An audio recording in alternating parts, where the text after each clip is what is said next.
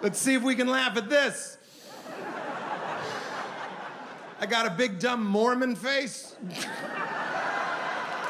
You can laugh at that. Yeah, you can laugh. I told that joke in Utah. They fucking love me in Utah. They know I have resting Latter-day Saint face. They know. They know. They love me in Salt Lake City. I'm like a parade float of a Mormon. They let me in the temple. I pet the dragon. It was awesome. Any Latter-day Saints here? Okay, nobody stopped them. It's clearly not safe. Someone should have been like, Jebediah, no! You know. Malachi, stay thy hand! No, I love you. I'm not making fun of you. I'm not Mormon. I just look Mormon-y. I stopped drinking. That's kind of Mormon-y. When you stop drinking, you have to find new ways to party. Like I still put Q-tips deep in my ear. You guys put Q-tips in your ear? Yeah, I knew you were cool. The reason I ask is, have you read the back of the box and seen what the people at the Q-tip Corporation say a Q-tip is intended for? I'm not making this up. It doesn't say ear on the entirety of the box. They're just acting like they don't know that we're sticking it in and twisting and traveling through time. It's one of life's joys. You're just like, ah, I can see how I die. It's amazing. They gaslight us. I'm not making this up. The first use, it says first aid. What psycho is like, I have a gash to the Q-tips? Like that's...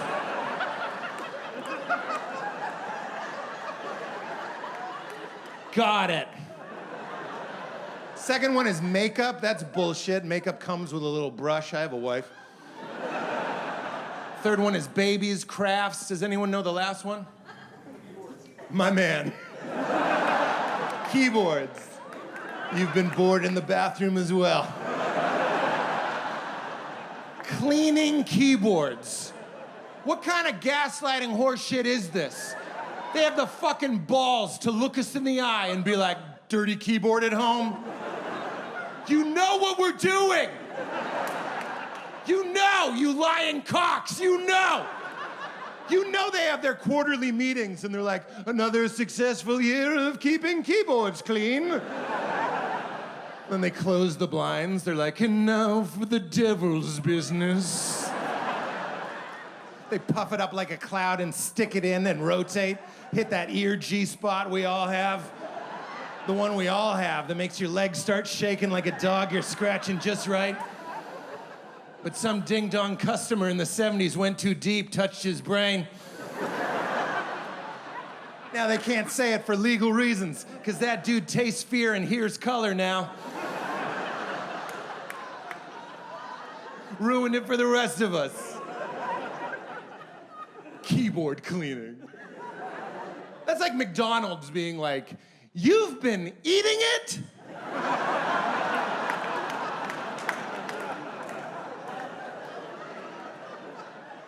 Those aren't cheeseburgers, those are small wet pillows for dogs. If you're dumb enough to eat a small wet dog pillow, what happens to your body is on you. Check the box.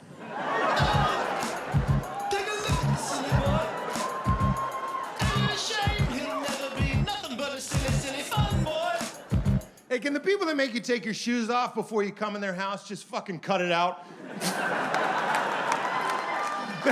This one always divides the room. Hear me out. Hear me out. Just give me a chance. The people that make you take your shoes off, here's my message to you. Give up. The world is filthy. You're gonna die. You can't stop it.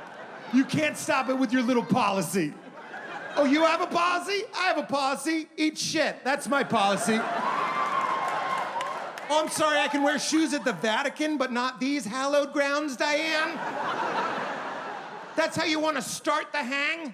You're gonna invite your friends over, you want to start the hang with a humiliation? You're gonna make me slide these two stinky pigs out in front of my wife?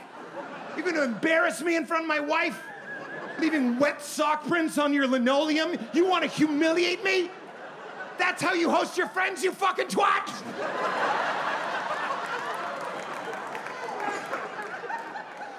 And houses that make you take your shoes off, they always have a dog. Which is it, dipshit? We keeping it clean in here? We letting wolves just walk in scot-free? Because we all watched your dog take a shaky leg, loose stool diarrhea dump on your front lawn. He didn't wipe, dogs don't wipe, and he just walked in scot-free. He walked right past my shoes that you made me take off. And now he's dragging his ass on your carpet, makes me think he has some unfinished business. I think the area has been compromised. So can I put my Nikes back on? My feet are cold. Or you can wrap that bitch in cellophane. Here's my favorite part of that joke. I know a lot of you disagreed, and you put that to one side. You vacationed in my perspective. That's beautiful. That's the kind of subtlety we need. Those beautiful humans that were like, ha ha, take them off. You know what I mean? We need more of that.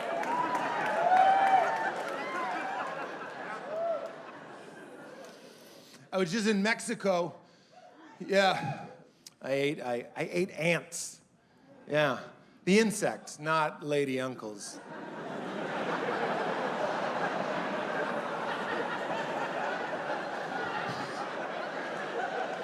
It was at a restaurant. I wasn't just bored at a picnic. 2 hot lines, guys, back to back. That's 2 hot lines. And it was a prefix menu, like you don't order. They were just bringing us tacos. First course was chicken tacos. It's a crowd pleaser. Second course, they're like, these are ant tacos. I'm like, what is happening right now? Before the meal, they asked us if we had any allergies or food restrictions, but I didn't know how far back I had to take that. They're like, these are ants. I'm like, I also don't eat loose nickels or urinal cakes. Just to be crystal clear, now that I see what you're capable of. And if you guys were me and my wife, the chef was standing right there, so we felt like we had to eat them, you know? We didn't want to be ugly Americans, so I got a mouthful of bugs. I'm pretending it's not ants, but the chef wouldn't let us forget that it was ants. He kept telling us, he was like, they're big and juicy, and we cut off their heads in the rain, and I'm like, ha ha, say less. You know what I mean? Like, I don't want to be culturally insensitive, but everybody knows eating ants is weird. You know how I know? The whole planet agrees to call one of our animals the ant eater. Have you seen that thing? It's like a low-to-the-ground hairy elephant. That's probably what we were gonna call it. And someone was like, hold up. Check out what this freaky bitch is eating. You know what I mean? Its diet is the headlining oddity. And it was an ant and clam taco. That's correct. That's the correct response. Ant and clam. I've never eaten something and looked for refuge in the flavor of clam. Got a mouthful of carpenters. I'm like, look for the clam! Clam will save us from this zinky nightmare. Clam, the condom of the ocean. King Neptune's chewy prophylactic. I'm like, it's our only hope! Same night, my first night in Mexico, I got stung by a scorpion. Yeah, big bug day. It was in my bed. Isn't that freaky? It was in the bed. Yeah, it didn't hurt. It didn't hurt. It just felt scratchy. I was asleep. I remember thinking, what's the thread count of these sheets? I whip open the covers. I get my flashlight out. There's a dead scorpion in the bed. Yeah, got him. That's a weird feeling. Coursing with scorpion venom. I'm like, I gotta wake up Val. Gotta wake up my wife, because I don't know if I'm gonna be around. That's a weird consideration when you're like, I'm about to be playing the part of the body. So let's get someone else in this narrative. So I use my big boy voice. I didn't know I had a big boy voice. I found it in a crisis. I talked to my wife real sweet. That morning I was like, Valerie, I've been attacked. She's like, ah! She woke up straight away. I went out on the balcony. It got me 4 times on the ankle. Yeah, good empathy. So I elevated it. That was my idea. I didn't know what else to do. I didn't know if that was helping or just draining the poison straight to my corazon. And my wife is a really sweet, non-confrontational person, even in an emergency, it turns out. Because I'm out there elevating it. I can hear her on the phone with the front desk. I'm not making this up. She's like, hi, buenos dias, buenos dias. Yes, it is a beautiful day here in Mexico. Oh, no, you go. You go. Okay, I'll go. One of us is dying. It was like... They sent a doctor right away. I was like, how often does this happen? He came out onto the balcony. He didn't speak any English. I speak a little bit of Spanish. I'm not making this up. I go, ¿Cuántos minutos yo tengo?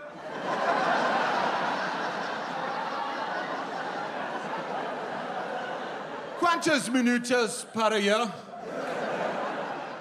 ¿Es ahora el tiempo para adiós siempre? ¿El grande sueño para mí? He didn't speak any English. He had a real thick accent. I'm not gonna do his accent. Nice try. You're not taking me down for a questionable voice, but you know what he sounded like. I'll tell you what he said. You can add it up here. You can't get canceled up here. And you know what he sounded like, you racist fucks. You know just what he sounded. He goes, in 24, I'm kind of doing it. I don't know why. He goes, in 24 hours, you will be dead. That's what he said. Stay thirsty, my friends. That's what he said. And they got in their golf cart, they sailed off. They said they had to get the anti-venom shot. I was like, you could have brought it. We told you what happened. You could have brought it. And I was laying there, and I was really worried I was gonna die. But I was equally worried that I'm a comedian, and I grew up in the 90s playing video games. And I'm a silly, silly fun boy. So I knew, yeah. So I knew there was a real risk that I'd have like a dumb death, like a stupid death. Like I'd be fading out and I'd just look at my wife and be like, scorpion wins. You know what I mean? Like a dumb joke. As I'm passing away, just like, fatality. It is a fatality. And I die. I can't have my last meal be ants.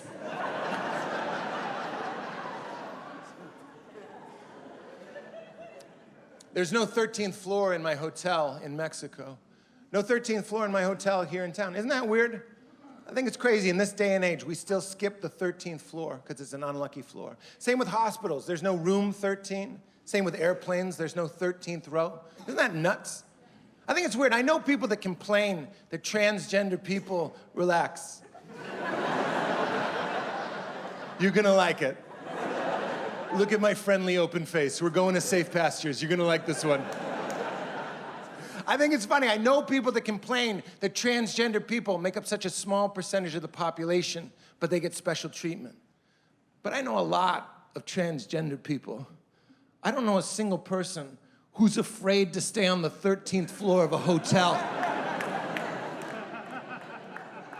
And we've been bending over backwards for these psychos for hundreds of years.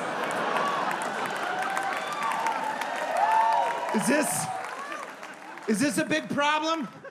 A lot of time-traveling pilgrims staying at the Best Western? Like we have you on the 13th floor. Oh, hell nay you do. That's the Lucifer level. So you see in the elevator, if you look at the buttons, it goes 12, 14. You realize if it goes 12, 14, the 14th floor is the 13th floor. It just identifies as the 14th floor. And we're all totally fine with it, see? We'll get there. I've noticed that the people that have the hardest time changing people's pronouns based on their gender identities, the people that struggle with that the most are the same people that get really mad if you call their truck a car.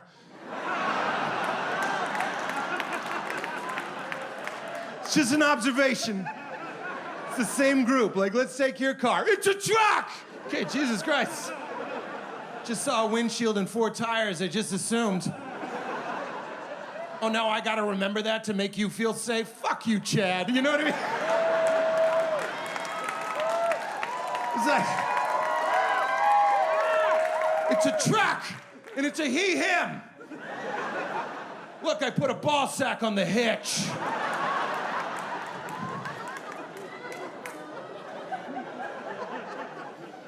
I've misgendered people in my life. It's a terrible feeling. That's not a joke. It's horrible. I hate it. So I have a new rule. If I don't know you, I don't care how you present. I don't call anyone sir or ma'am. I just call everyone my friend. If I don't know you, just call you my friend. Hasn't happened since. It's nice. It works. Yeah. The only problem is now I sound like a Saudi Arabian car dealer.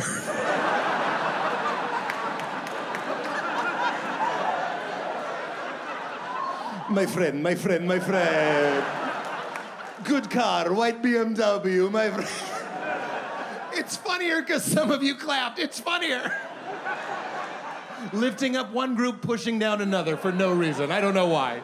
It's comedy. It's the best we can do.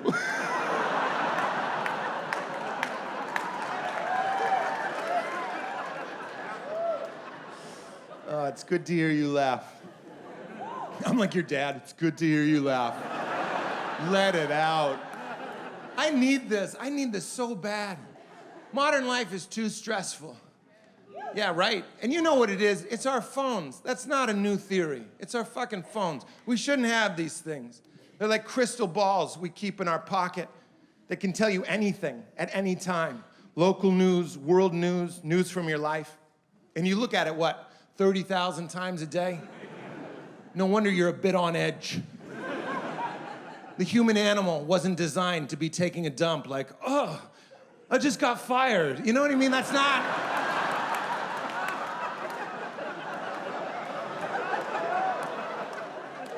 That's not how the human animal was designed to get bad news. It's our phones, man. You know what doesn't help? Maybe you have a friend like this. Every single time my wife looks at her phone, I'm not joking, every time she checks her phone, she goes like this. She goes, oh, no. Oh. And I'm a big guy, but I scare easy, you know what I mean? I got the temperament of a Victorian ninny. I'm like, heavens, you know what I mean? I clutch my pearls, I cinch my robe. I'm always like, what? What do you see in the oracle, woman? What doth the black mirror show you? She's like, one of the actors from Bones isn't returning to the show. I'm like, God damn it! Don't do that to me!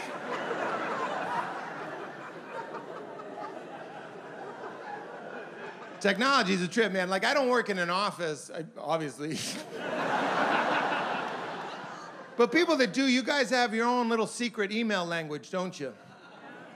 There are all these acronyms I didn't know, like end of day, that's EOD. I didn't know that. Nobody tells you that.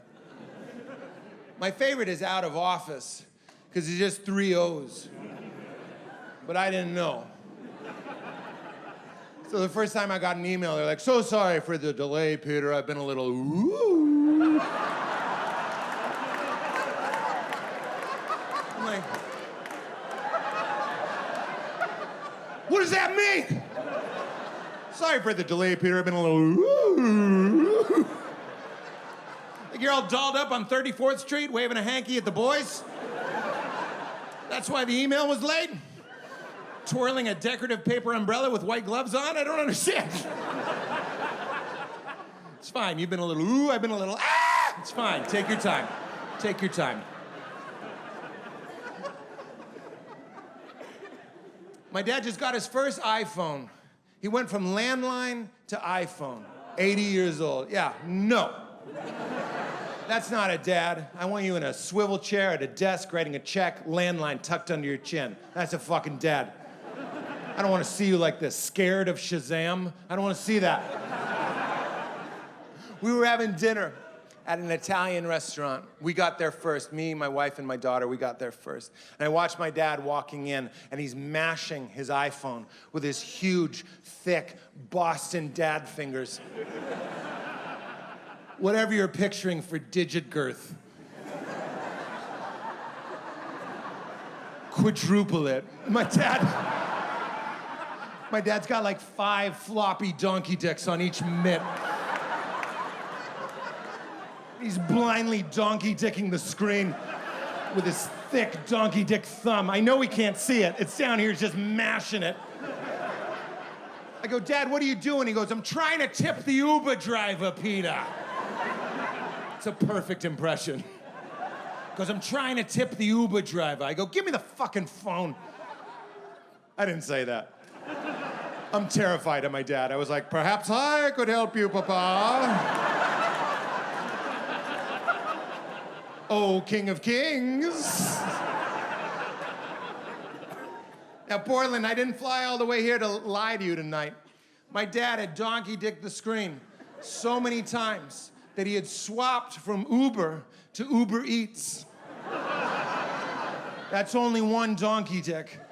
And he was on the checkout page, and there were 36 steamed vegetable dumplings in his cart. From a nearby Chinese restaurant. And one more donkey dick, they would have been on their way delivered to the Italian restaurant we were currently eating at. 36. My dad does not want 36 steamed vegetable dumplings. None of our dads do.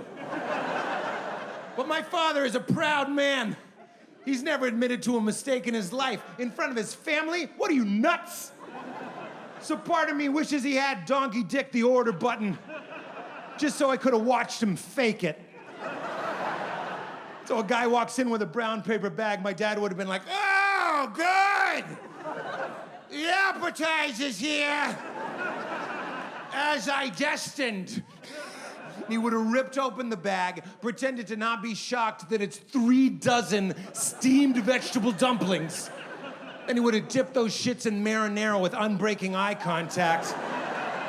Just like, I've never made an error, Peter. Never, not once. Now let's all eat my mistake, as is our family's agreement.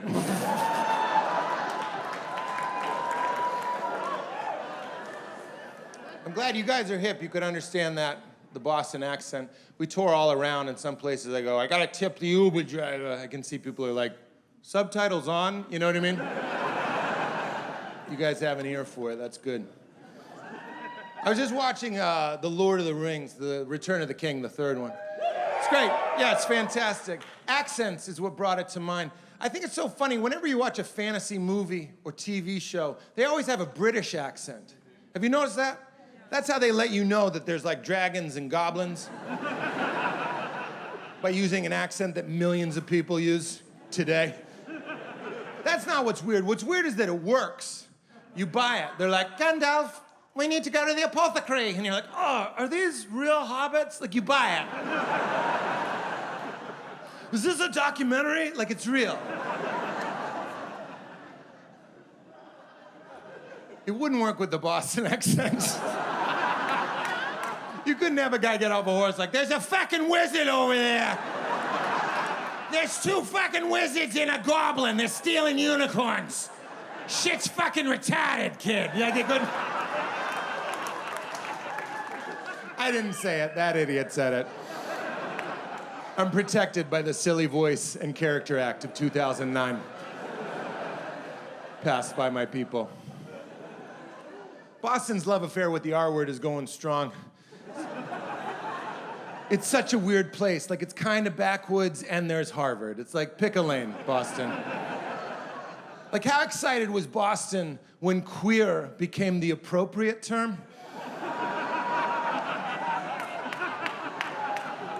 If you're not laughing, it's because they don't know anything happened. Do you understand?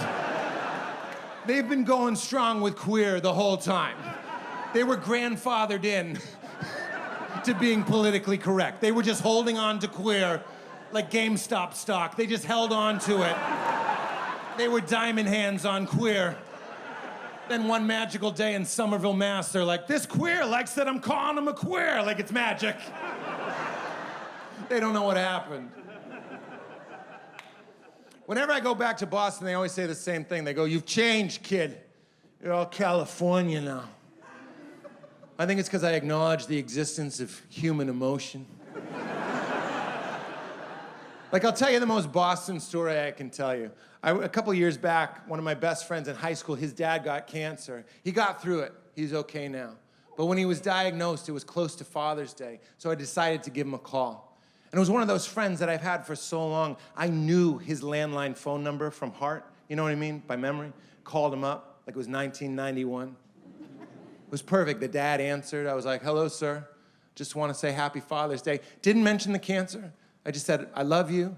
You know, I'm a dad now. I realize I learned a lot about being a good dad from watching you be a good dad. Happy Father's Day. It was a sweet call. He said, thank you. He hung up. Felt nice. Next day, his son, my friend, calls me. I saw his name on the caller ID. I was like, he's going to thank me. Get ready to feel good, Peter. I'm not making this up. I answer the phone. He goes, my father says you're having a midlife crisis.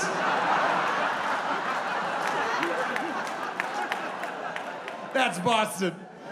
He goes, you said you love him? What are you, queer? That's Boston.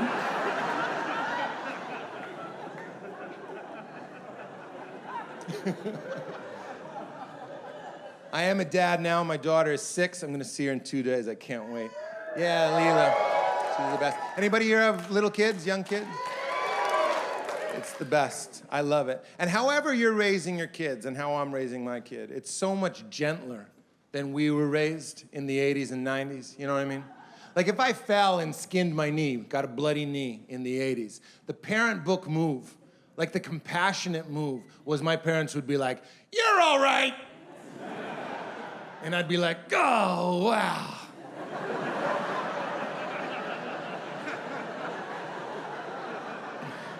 Thanks for invalidating my entire reality. I'm gonna like something weird sexually because of this.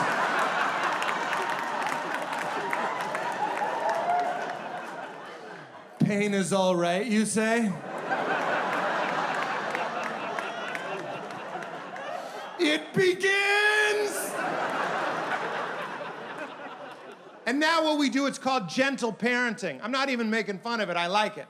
If my daughter skins her knee, you just acknowledge it. You just tell her she's real. You just go, oh yeah, big feelings.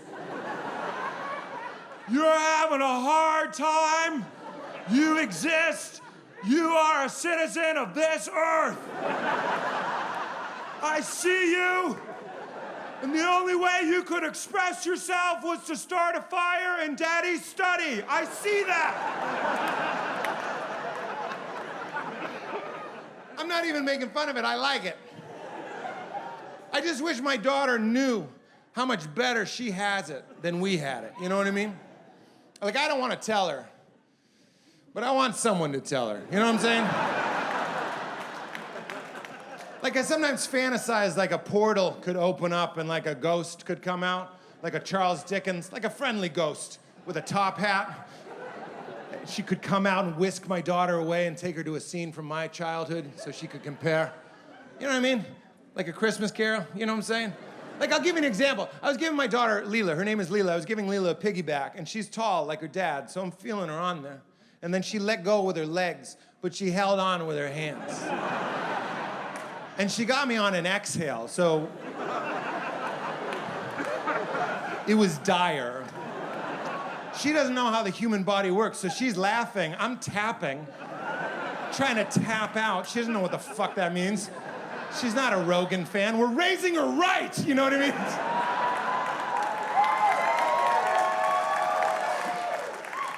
So I had to break her grip. I broke her grip. She lands on her feet. I turn around, and she's sad. And then, Portland, I apologized. And I meant it. I was like, oh, baby, you wanted to choke Daddy? I'm sorry I couldn't provide that experience for you today. And it's moments like that that I wish the portal would open up and the ghost would come out and take my daughter's hand like, come, child. I'll take you to a moment in Peter's childhood when his father apologized to him. And they go in the portal and it's just perfect darkness and silence. My daughter's like, but Spirit, there's nothing here. And he's like, exactly. Yeah. Whenever I've wanted my dad to apologize to me for hurting my feelings, I always just end up apologizing to him for having hurt feelings. And that's not a big laugh line, but if you go home feeling a little bit less alone, that's also my job. You know what I mean? Sure. And then a portal opens and a ghost takes me to my dad's childhood.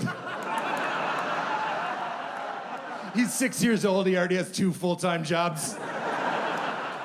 He's eating a broken glass sandwich. I'm like, oh, sorry, sir. Yep. We all have our reasons, don't we? Love you, Pop. Love you.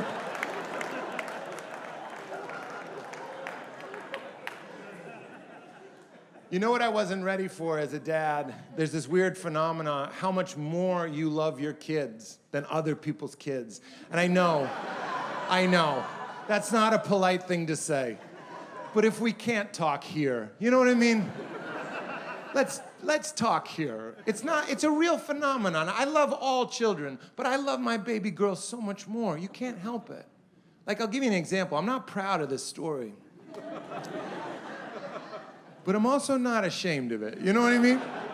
Like, we were at a birthday party. It was in a park. My daughter was 3 years old at the time, and there was a carousel. She had never seen a carousel in her life. She was transfixed. She lit up, and I went up to her and I said, baby, I promise we're gonna ride that carousel, you and me. Before the day is done, we're gonna ride the carousel together. She smiled. It warmed my heart. That's a sacred thing. That's a daddy-daughter promise. You don't mess around with that. A couple hours later, a friend of mine who knows I made that promise comes running up to me and goes, Pete, it's the last carousel ride of the day. So I scooped Leela up and I ran as fast as I could across the field towards the carousel. We got there just in time. We got in line. At that very moment, my friend Scott, that's his real name, that's an unnecessary betrayal. My friend Scott runs up to me. He's white as a ghost. He's out of breath. He goes, Pete, have you seen River? I can't find River. He couldn't find his kid.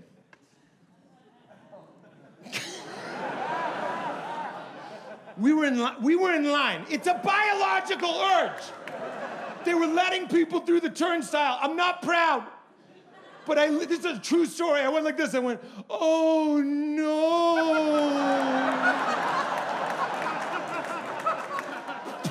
River.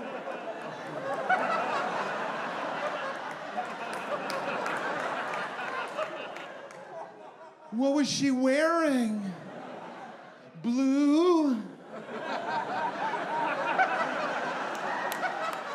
Blue overalls? And then I was whisked away by a wooden horse with a frozen face. As soon as the ride started, I regretted it. This is true. So when the ride was facing the park, I would keep an eye out so I wouldn't feel like a total piece of shit. So it was like this. It was like, River!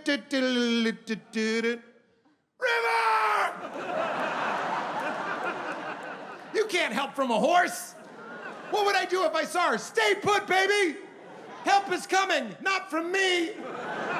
I'm engaged in whimsy.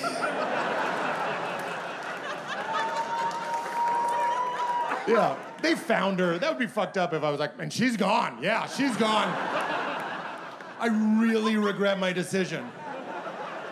I should have lent a helping hand. She was barely gone one carousel ride. I want to care about everybody. There's just so many of us.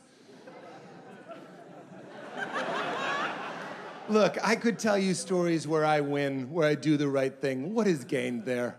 We all let ourselves down. Project your shame onto me and laugh at it. Leave in a slightly better mood. This is shadow work. Do you understand?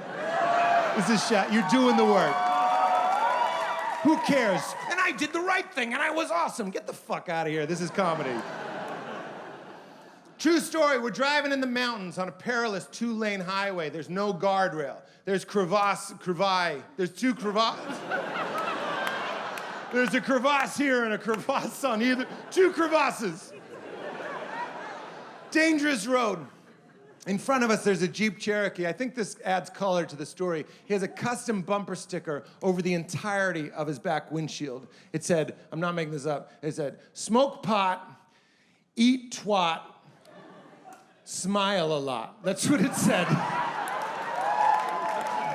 In big block silver letters for children and clergy to read with a glance.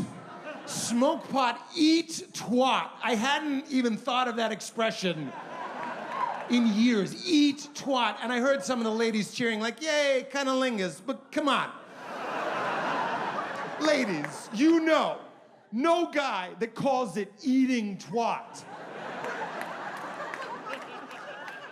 There's no way he's any good at it. There's no way. No woman has ever been like, and he said, may I eat your twat? And boy, oh boy, am I glad I said yes. Because that man was a twat gobbler. He gobbled it up. He gave it a righteous gobble gobble. Afterwards, he smoked a joint. He wouldn't stop smiling. It was the best. It's the best day of his life. Smoke pot, eat twat. That is the most American sticker I've ever seen in my life. We left England for the freedom to say things like that. You'd never see that in England, smoke pot, eat twat. First, also, I was just there. They don't say twat in England. They say twat. So it wouldn't work. Ruins the rhyme. Smoke pot, eat twat. Doesn't work.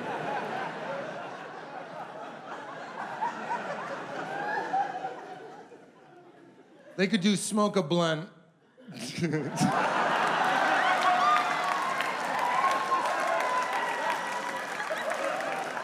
Oh, this is the best seat in the house. I just got to watch 600 Portland sweeties be like... They're a lot looser with that word over there. But anyway, it's a story about being uncaring, remember? You don't need to remember, that's my job.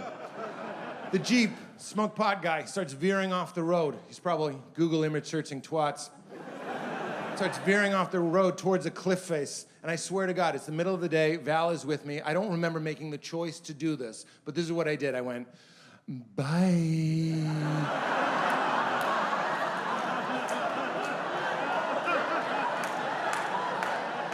It would have taken less effort to honk the horn, but I just went, bye. He corrected. That would be fucked up if I was like, he did a fiery cartwheel right down that mountain. He's eating twat in hell now, boy.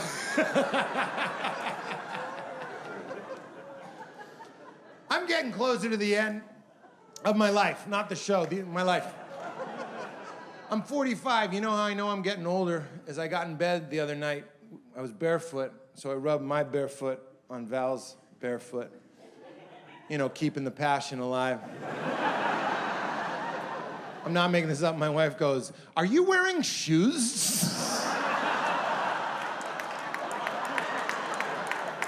I'm gonna die soon.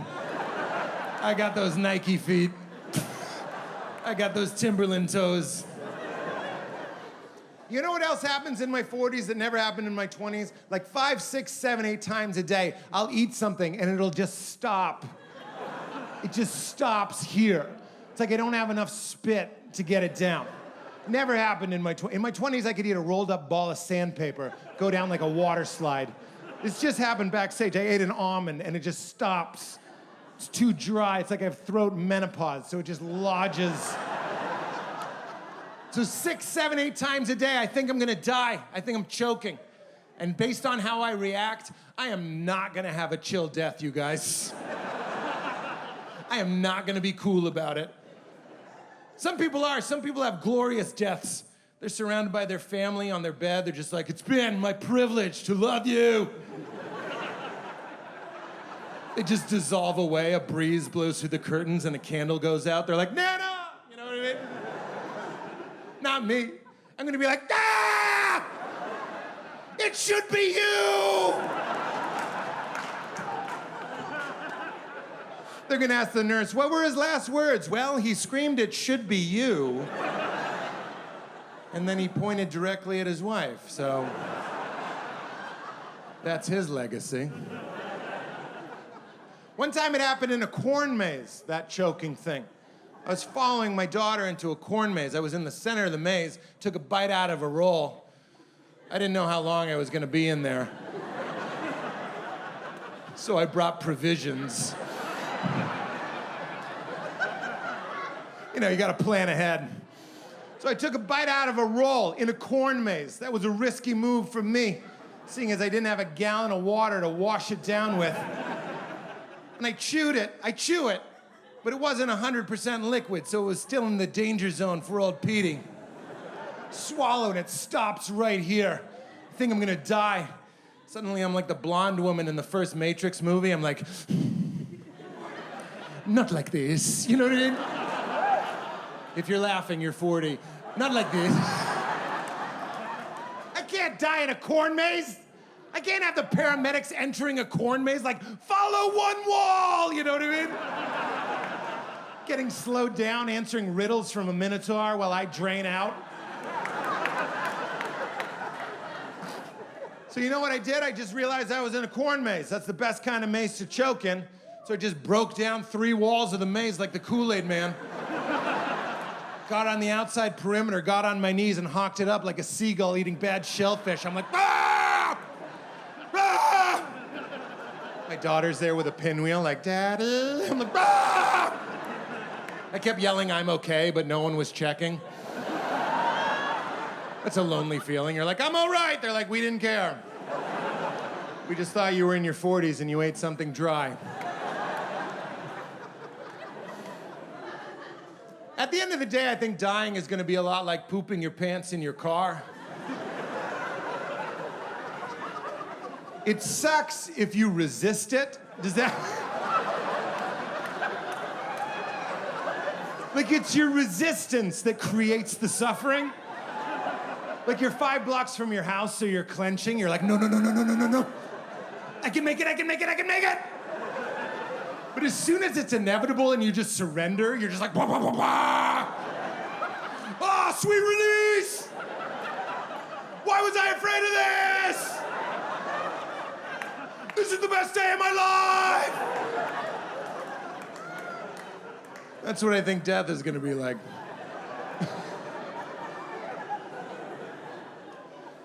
I'd be remiss if I didn't do one joke about God. I like to do jokes about God. Yeah, thank you. My mom wanted me to be a youth pastor, and when I became a comedian, she said, close enough. So, do a joke about God. I believe in God, but it's tricky. It's tricky to do jokes about God, because a lot of people don't believe in God. So you start talking about God, they get bored. You might as well be talking about a unicorn. Then there are a lot of people who do believe in God. They get tense. They're like, this motherfucker better not make fun of my unicorn. You know what I mean?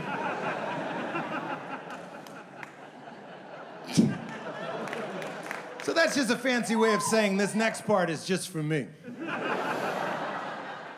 I believe in God. I just don't think God cares that I believe in God. I think that's a weird thing that we made up. That God is up there like, they don't believe in me? Didn't they see all the rainbows? Like, what? What kind of candy-ass God is up there like, if they don't believe in me, my powers won't work? That's not God. That's Santa, bitch. You know what I mean? That's a disservice to God.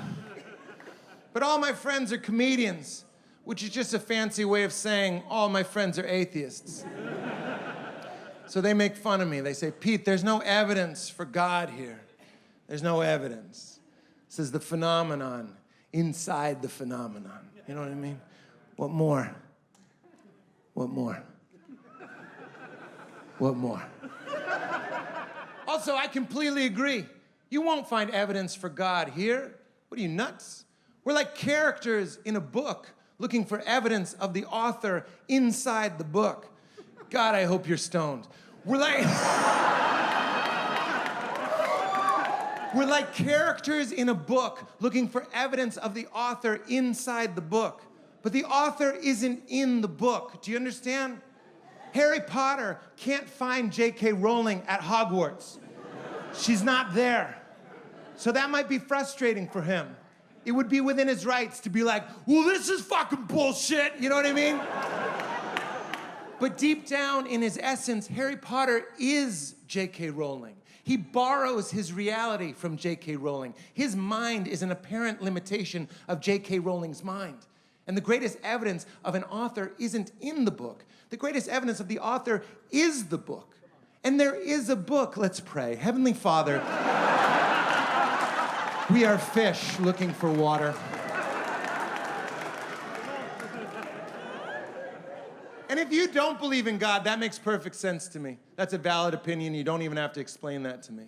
What makes no sense is if you believe in God, this timeless, boundless, eternal ground of all being, and you think that God is mad at you. Fucking get over yourself.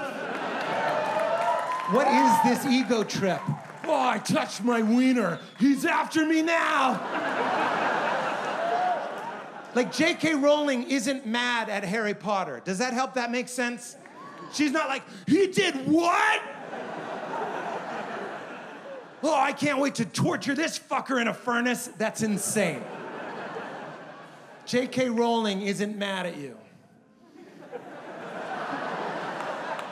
Even if some of us are pretty mad at J.K. Rowling.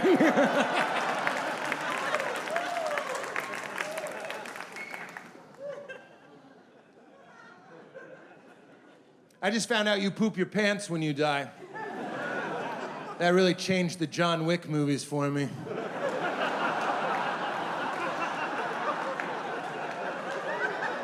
Get out of that room, Keanu. The fight's over. Seek fresh air. We're almost done, by the way. You're gonna be farting in your car in like 10 minutes. And for some of you, that's gonna be the best part of your night. You drove here alone, you're gonna hear that car door seal, you're gonna be like, it's gonna be amazing. You could roll the window down, but you're like, no. I wanna know myself, you know what I mean? You're lowering the resale value for some self-exploration.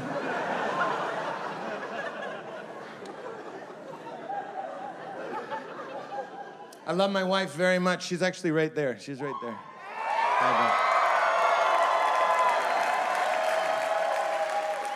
I talk to my wife just like I talk to my friends. I'll give you an example. We were talking about Subway. Remember when we all loved Subway?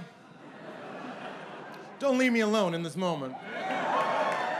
Yeah, we liked it. We loved Subway sandwiches. I recall there being a line.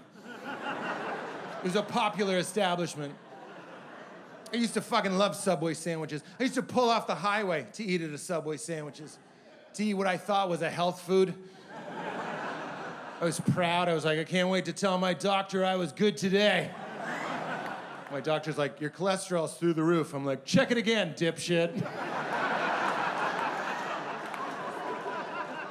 I've been eating highway hoagies. It's like one day in the late 2010s, we all got a wireless transmission. It was like no more Subway and no more Dave Matthews. It was the same day. No more DMB, no more BMTs. It's over. Same day. It was a hard day for the whites. It was a rough one for the whites. When I was talking to Val about Subway, I go, sweetheart, what was your sandwich? Mine was boring. It was a 6-inch turkey. What was yours? And Val goes, 6-inch meatball. Then I said, without fear or hesitation, ooh, the hungry girl's choice. Don't you back away. I fucking love my wife. You know I'm right. That is the hungry girl's choice. That is a low blood sugar sandwich. You don't eat a 6-inch meatball, you honk it down. You have to unhinge your jaw like an anaconda and slide it in dry. You slide it in dry. You can see the outline of 3 meatballs going down your gullet like mice. It's too much meat, not enough bread. Doesn't work from an engineering perspective. It's like 3 Wisconsin round boys in a tiny canoe. It's gonna tip.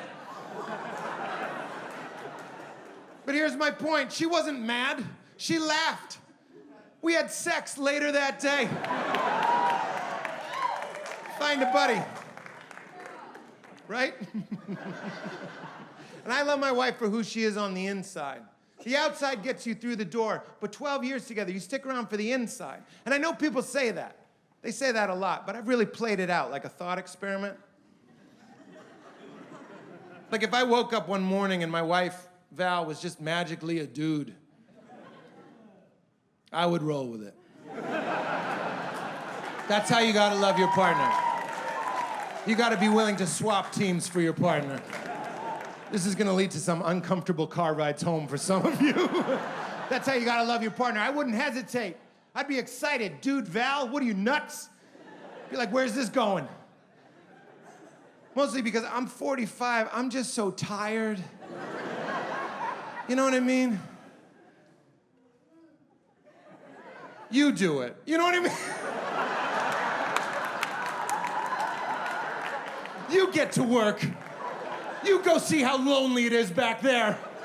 Humping and thrusting, sweating like an orangutan. You do it. You put in the hump pump. I want to lay there. That looks nice. I want to lay there like a powered-down robot. That looks nice. Splayed out like a bearskin rug. You do the cardio. I want to lay there. You have a heart attack. I want to lean on one elbow and plan my day. That looks nice.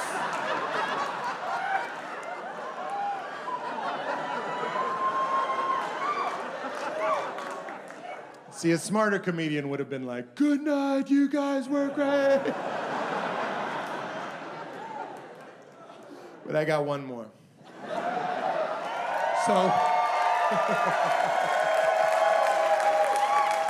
So if you have a special laugh you've been saving, like a butterfly in a jar, break it on this one. I'm doing some new stuff. Maybe you're doing new stuff, like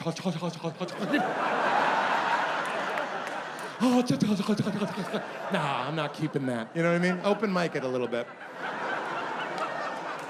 This one starts kind of sad. I was watching this horrible true life reality show called the true crime reality show called The News. And there was a sad story about this crooked psychic. He was conning widows into having sex with him by having a seance. He'd conjure up the spirit of their dead husbands. He'd come into the room. I know it's terrible. He'd come into the room naked, dark room. They would think it was their husband, and they'd have sex. It's over. They caught him. There's nothing funny about it. It's a little funny. It's a little funny.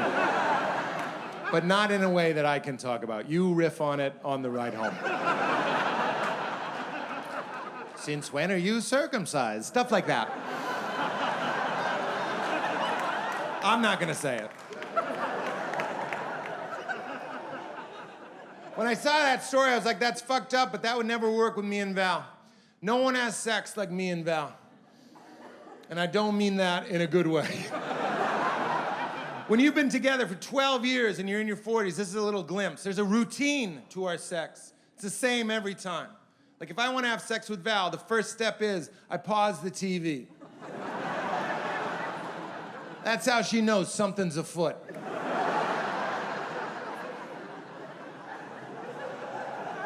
It's either a sneaky pizza or sex. If it's not a pizza, the second step is I look at her and I wiggle my eyebrows like this. I go. Like a fat guy in a cartoon looking at a hot dog. Like, Third step, for some reason, always in the voice of Jack Lemmon, I go, you've awoken in me a primal urge. Can't you just feel in your stomach that this is real? Why would I make that up? You've awoken in me a primal urge. The last step is if Val takes her clothes off, if she goes with it. I've never seen my wife naked just getting ready in the morning or to have sex. I've never seen her naked without reflexively, involuntarily. That means I have to say, what a baberino. I have to say it. It doesn't matter if it ruins the mood. I'm like, what a baberino. I have to do it. Lately, I've been mixing it up with, pardon me, madam. That's what I... So you can laugh, and maybe that's an overshare. But we'll see who's laughing when a psychic can't fuck my wife after I'm dead. Bartlett, you guys are incredible. Good night, everybody. Thank you. God love you. Bye-bye.